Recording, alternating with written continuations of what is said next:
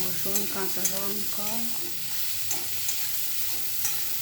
তেলের উপরে দিলাম, তারপরে পেঁয়াজগুলো দিয়ে নাড়াচাড়া করতে করতে লাল ক্যাপসিকাম সবুজ ক্যাপসিকাম দিয়ে দিলাম।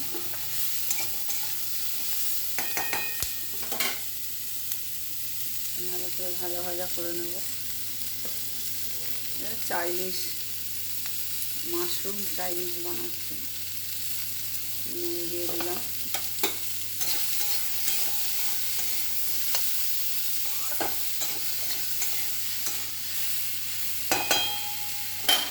এবারে ধরুন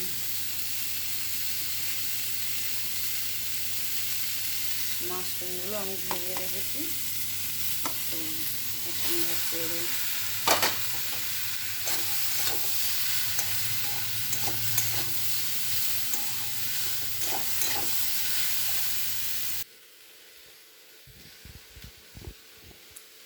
তো আমার মাশরুমটা ভালো করে ভাজা হয়ে গেছে। সমস্ত যাচ্ছি মাশরুম পেঁয়াজ ভাজা হয়ে গেছে। এই পর্যায়ে আমি জল দিয়ে দেবো।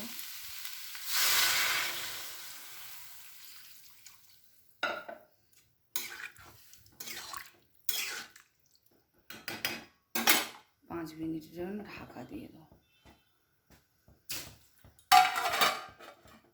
5 মিনিট বাদে এসে দেখছি কি পর্যায়ে আছে। তো বন্ধুরা একটা বাটি নিয়ে নিয়েছি, 1 চামচ কর্নফ্লাওয়ার দেবো, সয়া সস দিয়ে দেবো, অল্প একটু জল দিয়ে এটাকে গুলিয়ে নেব।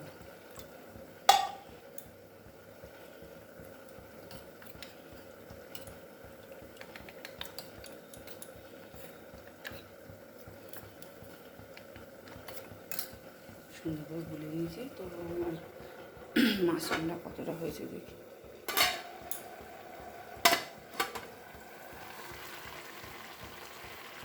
অলমোস্ট রেডি হয়ে গেছে।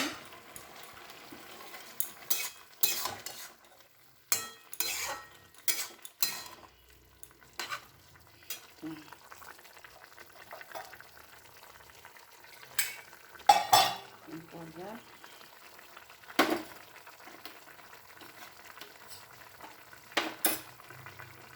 দিয়ে দেবো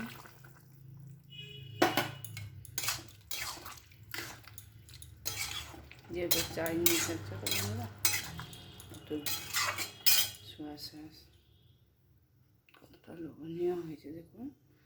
আর উপর থেকে গোলমরিচের গুঁড়ো দিয়ে দেবো।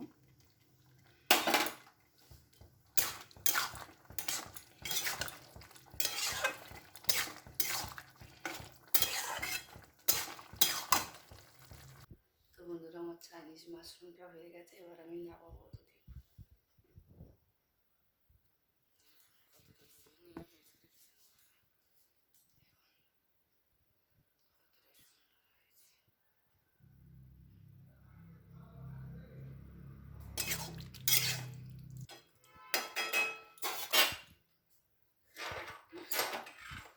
একটা পাত্র নিয়ে নিয়েছি, পাত্রের মধ্যে ভালো একা একা ক্যামেরা করি তো খুব অসুবিধা হয়। তো অনুরোধ করবো আপনাদের আমার ভিডিওটা দেখার জন্য।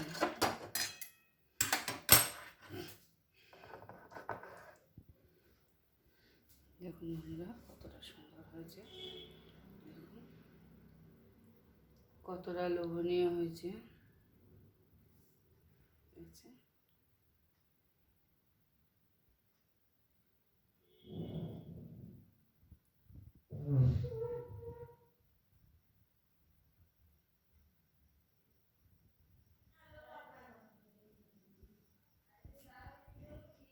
তো আমার এই ছোট্ট রেসিপিটা যদি ভালো লাগে লাইক শেয়ার কমেন্ট করবে, আপনার প্রিয়জনদের সঙ্গে শেয়ার করবেন। তো রাধে রাধে বন্ধুরা, ভালো থাকবেন। হরে কৃষ্ণ।